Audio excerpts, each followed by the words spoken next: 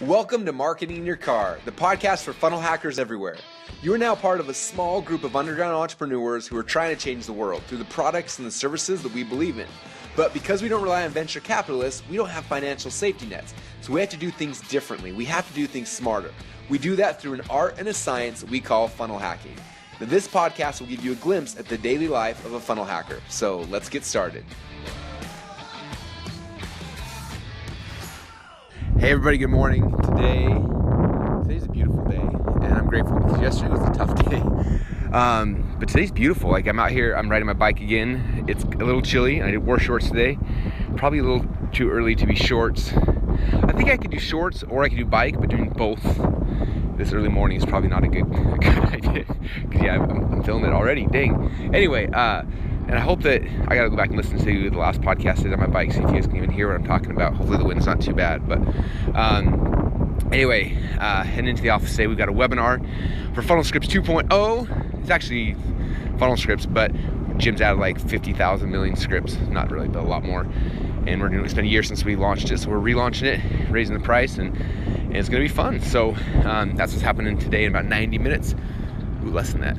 Anyway, it's happening here pretty soon. So I've been thinking, like, most of the podcasts I just talk about like happy-go-lucky stuff and cool things we're doing and stuff like that, but sometimes business sucks. Sometimes it's hard, and something I'll talk about today, and I have another idea for a podcast I might share in the future. I'm nervous about sharing that one, but just going over my regrets for the past 10 years, because I do have regrets. And so I almost did that podcast a little while ago, but then I wimped out. So I have it in my head, and I think I will soon, but not today. Today is not so much about regrets as much as just the sad side of business.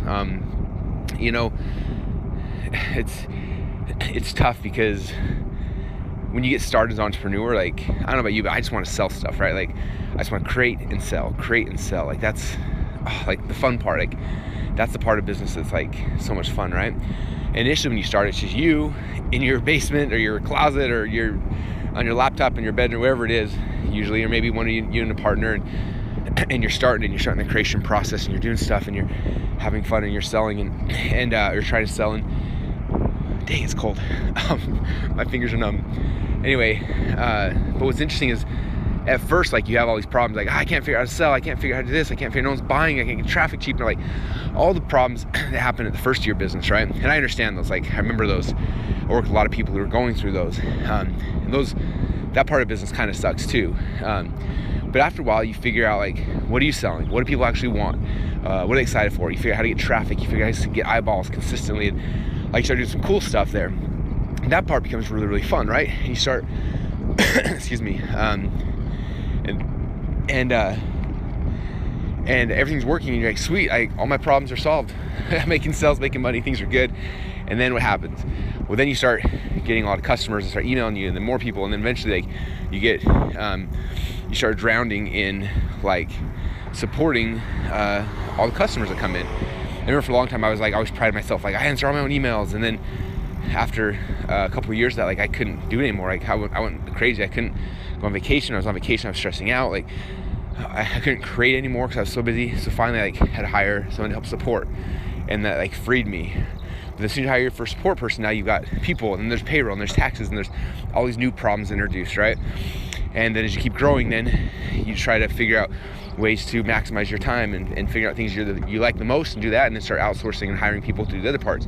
And you grow from one person to 2 to 5 to 10, and now in ClickFunnels we have just shy of 100 people now.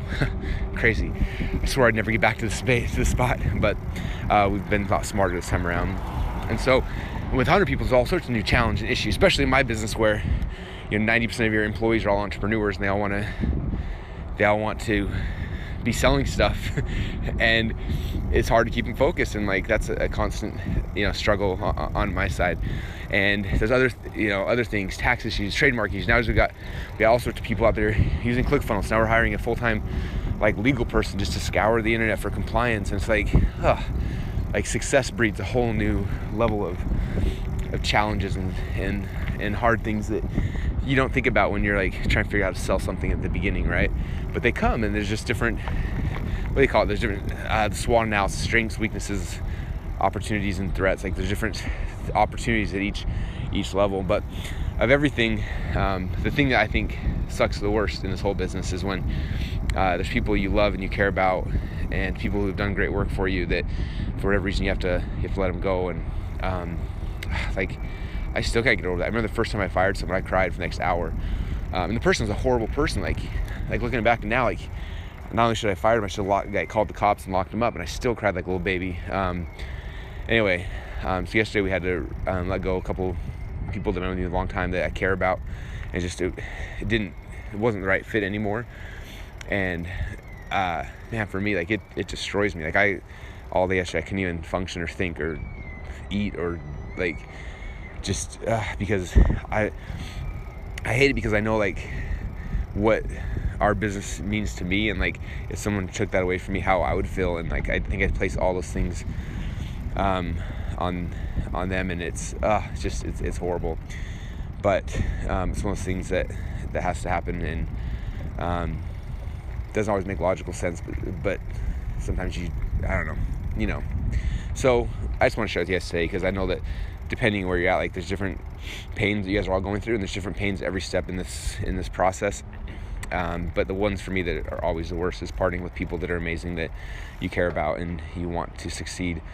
And this is what the one thing that has given me comfort is just I feel like if someone's not completely happy in a spot, or doesn't fit, or doesn't make sense, sometimes us as business owners try really hard to make it work, and try to what they say, like put a round peg in a square hole, or vice versa, whatever. And like we can do that, but I think not only does it hurt the business, I think it hurts them more often than not. And so usually there's like this huge pain of like we have to let somebody go. But like looking back now over the last almost 14 years now of having employees, and seeing some of their journeys afterwards, it's like, man, like there was so much pain letting that person go. But I look at like what came from that, and it was the best thing. Like if we hadn't have done this, that new door in their life wouldn't have opened. Like for example, I can't get into details, but someone we had to let go about 6 months ago, probably 8 months ago now. It was really painful. I cared about them, their family, their kids. Like it was, like bawled my eyes out. And then, but I look now 8 months later, and like where that person went to get the next job opened up a door which radically changed that person's life. And had we selfishly like kept them, it wouldn't have served us or them. And anyway, so that's the only thing that kind of gives me solace. Is that the right word? Solitude? Solace? I think solace. Anyway, it makes me feel a little bit better during times like this. So anyway, I just wanted to kind of give you guys that podcast and let you know that wherever you're at, whatever the challenges are you're struggling with, like I get it. I felt it at different levels, and I think the biggest thing is just understanding that and being okay with it, and just keep moving forward. Don't lose sight of your vision of what you're trying to create and who you're trying to serve, because at the end of the day, that's the most important thing. And there will be people that come and go that help you on your mission at different stages, and I think those people were brought into your life and out of your life on purpose for different reasons. And when you look at it that way, hopefully it makes some of the challenges a little bit easier. So with that said, it's a beautiful day today. It's a webinar day. You can't get better than a webinar day. We get to sell some amazing stuff and change people's lives. So I'm looking forward to it. Grateful for the sun shining this morning, and grateful for all of you guys. So with that said, I will talk to you guys all again soon. Bye, everybody. Thanks so much for listening. We hope you enjoyed the behind-the-scenes look at our funnel hacking projects. You can also watch the Funnel Hacker online reality show and watch us build and launch funnels live at www.funnelhacker.tv. If you'd like to come hang out with your fellow funnel hackers, come join our Facebook group at www.projectclickfunnels.com. Oh yeah, and don't forget, you can get a free MP3 player with the first 257 episodes preloaded at marketinginyourcar.com. Join us next time, and remember, you're just one funnel away from your dreams.